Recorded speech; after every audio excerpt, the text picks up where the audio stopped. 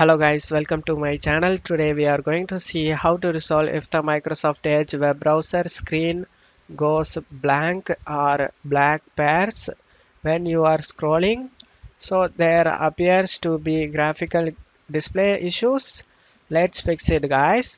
Go to search menu and type installed apps. Click on open it. In search apps you just need to search for Edge. Click on this three dot icon in the Microsoft Edge and select modify. Select yes. Select the repair option. By repairing this, Microsoft Edge will reinstall and this process will require internet connection. And once Microsoft Edge relaunches, hopefully your issue has been resolved guys. If you're still having problem, then you just need to click on this three dot icon and select settings.